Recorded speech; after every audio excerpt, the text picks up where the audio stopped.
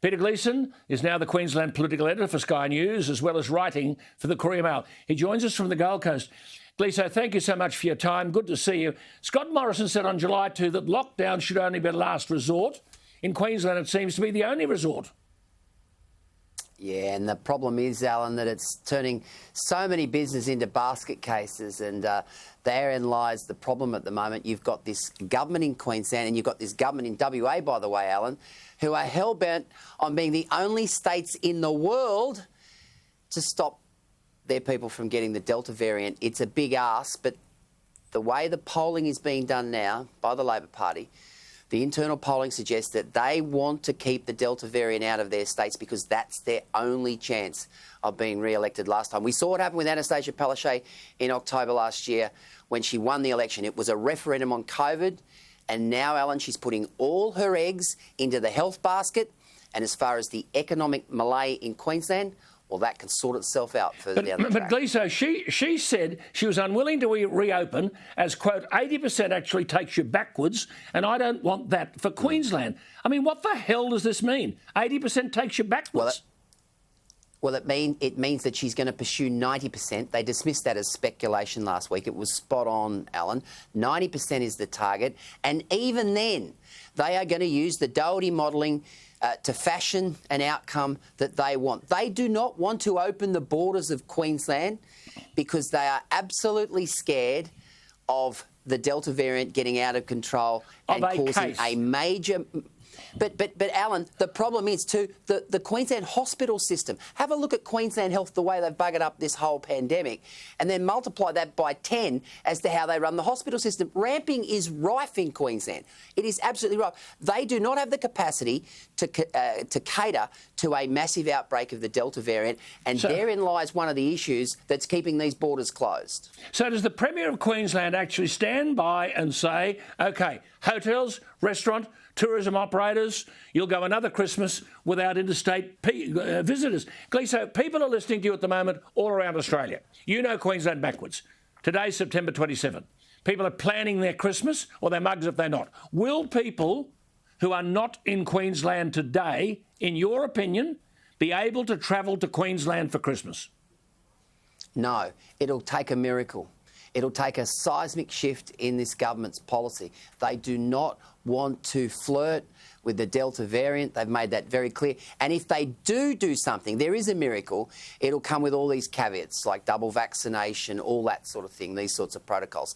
So to answer your question, Alan, I wouldn't be getting on What If or Stays or Booking.com anytime soon.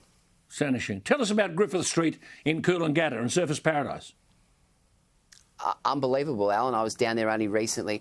I'm about 3 kilometres from one of the most iconic beaches in the world, that's Surfers Paradise. Went for a stroll there the other day. Normally a bustling, thriving sort of street, Cavill Avenue, during the September school holidays. You could have shot a gun through there. The same with Griffith Street. That cross-border problem, Alan, is just extraordinary. The amount of people who are doing it tough down there. Amazing. And the heartless stories, the heartbreaking stories, Alan.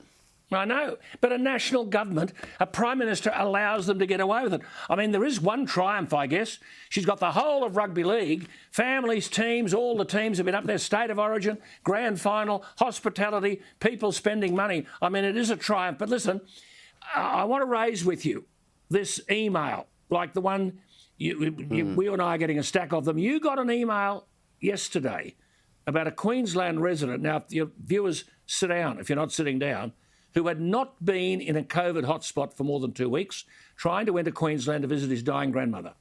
He had a Queensland entry pass, but his grandmother died while he was in line at the border checkpoint. The police officers at the border refused to let him in.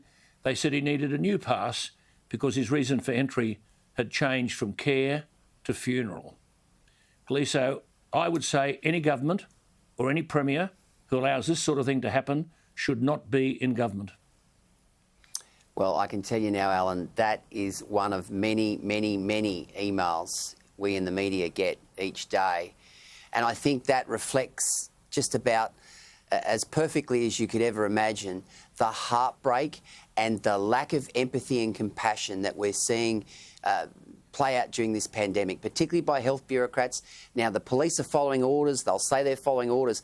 But how extraordinary is that? He couldn't get to see his grandmother die, gets stopped at the border and then says, oh, you're going to have to reapply. Your circumstances have changed. I mean, you know, we're living in Australia in 2021. I'll tell you what, who would have ever thought that that would happen? What's the difference between that and North Korea? Well, the bloke in North Korea's got a bad haircut.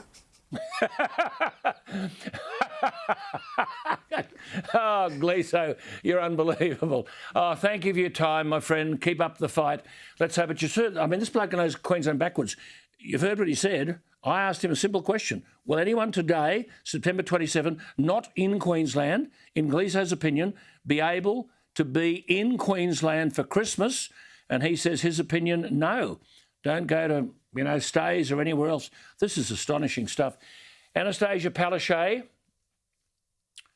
if you're not a better person than this, you shouldn't be there.